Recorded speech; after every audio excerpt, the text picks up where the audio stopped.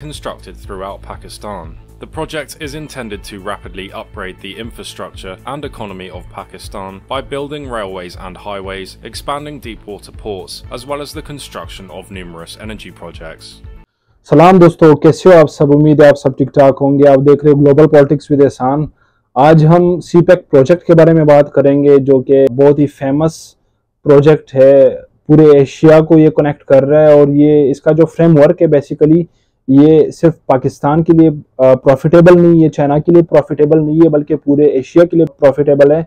Asia में अफगानिस्तान भी आ रहा है, ईरान भी आ रहा है, इराक भी आ रहा है और पूरा एक रीजनल कनेक्टिविटी है जो कि कनेक्ट कर रहा है थ्रू आउट द एशिया को। तो इसका जो बेसिक पर्पस है वो ये है कि डिफरेंट इंफ्रास्ट्रक्चर्स जो है वो प्रोवाइड कर रहे हैं, through out the trade provide कर रहे हैं और लोगों को कनेक्टिविटी को प्रमोट कर रहे हैं। तो हम आज इस पे बात करेंगे और फर्दर आप लोगों को एक्सप्लेन करेंगे कि इसका जो पर्पस है वो कहाँ से कहाँ तक पहुंच गया है और 2030 में उसका क्या प्रॉफिट है और पाकिस्तान का ऊपर इसके क्या इम्पैक्ट पड़ेंगे। पाकिस्तान के लिए बेसिकली बहुत ही ज़्यादा बेनिफिशियल है ये, जो कि एनर्जी क्राइसिस को प्रमोट करता है और जो डिफरेंट मॉडर्नाइजेशन है और इंफ्रास्ट्रक्चर्स है और इंडस्ट्रियलाइजेशन है उसको भी काफ़ी प्रमोट कर रहे हैं। तो ये बेसिकली एक इकोनॉमिक प्लेटफॉर्म है जो कि China through out the Asia में कनेक्ट करने की कोशिश कर रहे हैं और वहाँ पे प्रमोट करने की कोशिश कर रहे हैं और लोगों को डिफरेंट इकोनॉमिक जॉब करने की कोशिश कर। पाकिस्तान में जो इसका मेन मुद्दा है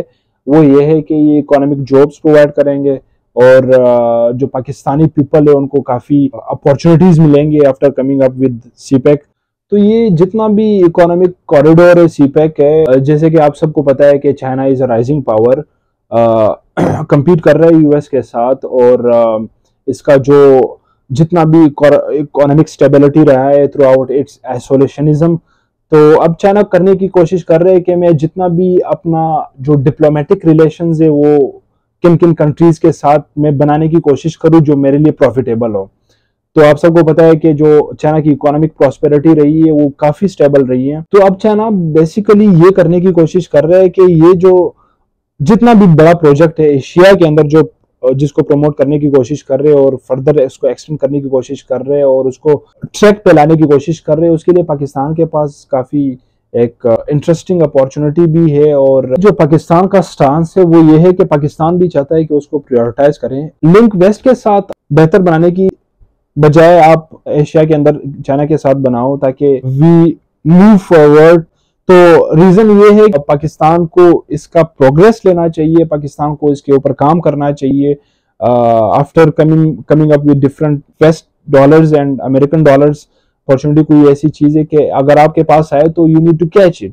तो पाकिस्तान के पास भी ये कोई ऐसी अपॉर्चुनिटी है जो कि 2013 से ये प्रोजेक्ट आता आ रहा है, उसको फर्दर काम करने की कोशिश कर, लेकिन फिर कोई ऐसी एक्टिविटीज हो जाती है जो कि वहां पे वो काम करना बंद हो जाता है और वो एक्टिविटीज नहीं होती है पाकिस्तान के अंदर। चाइना चाहती यही है इस टाइम के जो एशियन स्टेट्स हैं, जो एशियन कंट्रीज है, उसको ऐसा डेवलप करने की कोशिश करे जैसे लास्ट टाइम ट्रूमान ने पूरे यूरोप को किया था।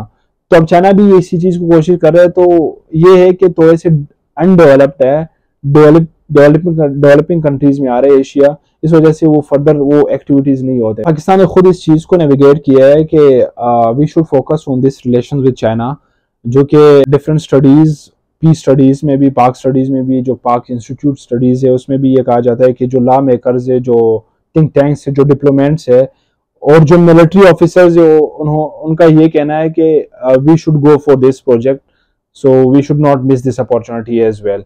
तो अब देखते हैं जो भी डिप्लोमेटिक रिलेशन चाइना और पाकिस्तान के दरमियान आता आ रहा है वो फर्दर क्या करने की कोशिश करेंगे और क्या इसको अवेल करेंगे या नहीं करेंगे। तो अब जो चाइनीज वाइस प्रीमियर ही लिफेंग है वो इस्लामाबाद आज पहुंचेगा और वो यही सेलिब्रेट करेगा कि जो सीपेक का डिकेड चलता आ रहा है पाकिस्तान और चाइना के दरमियान उसको फर्दर कैसे करे। तो अब जो पाकिस्तान का अप्रोच है वो काफ़ी पॉजिटिव है। पाकिस्तान खुद यही स्टांस लेना चाहता है कि we should continue this project. तो अब जो चाइनीज वाइस प्रीमियर है, जो मेजर प्लेयर है, He Lifeng basically arrives in Islamabad. He is celebrating 10 years of CPEC celebration। तो अब वो इस चीज़ पे ज़रूर बात करेगा, जो एक प्लेटफॉर्म है, जो इकोनॉमिक प्लेटफॉर्म है, वो पाकिस्तान के अंदर ही करेगा और पाकिस्तान इसी चीज़ को फर्दर कंटिन्यू करेगा कि we should continue this activity or not, और we should continue this project or not for the purpose of Pakistan Pakistanis economic institution. सिर्फ 3 डेज विजिट पे आया था और वो सरमनी अटेंड करके वापस जाएगा और ज़रूर ये डिप्लोमेसी करेगा उस सिचुएशन में जो पाकिस्तान के सामने डिमांड्स रख के जो भी बातें होगी वो फर्दर आपके साथ हम शेयर करेंगे। तो minister for planning Ahsan Iqbal और राना सनाउल्लाह उन्होंने एयरपोर्ट से रिसीव किया था हाई लेफेंग को। He will be there till 1 August. He is basically is a chief guest. तो जो भी बात होगी फेडरल गवर्नमेंट करेगी या जो भी इनिशिएटिव लेगा, it will be discussed and we will share to you and the things that are added in it, के ये जो मीटिंग होगा, ये जो भी बातें होगी, it will be in between in the conversation of Shehbaz Sharif and Vice President Arif Alvi। जो भी अटैचमेंट है चाइना और पाकिस्तान का, वो बेसिकली प्रेफर करता है डिफरेंट डिपेंड टाउट से कि पाकिस्तान क्या कोऑपरेट करेगा और चाइना क्या कोऑपरेट करेगा।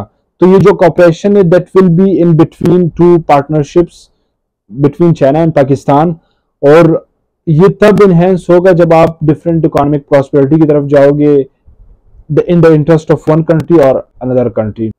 The project is basically signed in 2013।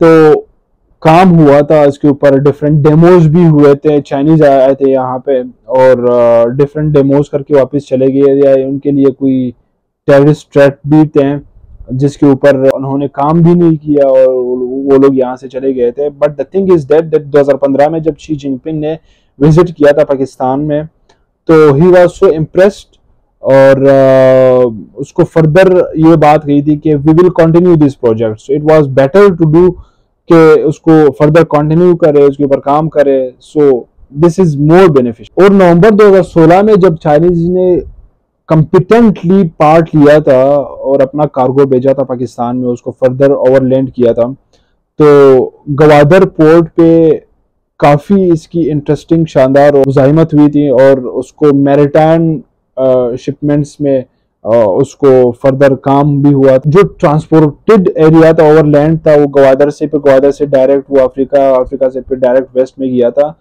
और फिर वेस्ट ये ओवरलोड और जो कार्गो थी वो ओवरलोड होता आ रहा था और थ्रू आउट द एशिया ये सर्कुलेट कर गया था। And the things that was added के ये एट द एंड कामयाब हुआ था। तो बेसिकली ये है कि मेरा मानना ये है कि इट शुड बी कंटिन्यूड। तो आज का जो आप लोगों के सामने मैंने ये हाई लेफिंग का जो भी स्टेटमेंट था जो आया था, और ये सीपेक के प्रोजेक्ट के बारे में आया था और इस पे फर्दर बात किया था, और फर्दर देखते हैं कि इट विल बी कंटिन्यूड और नॉट।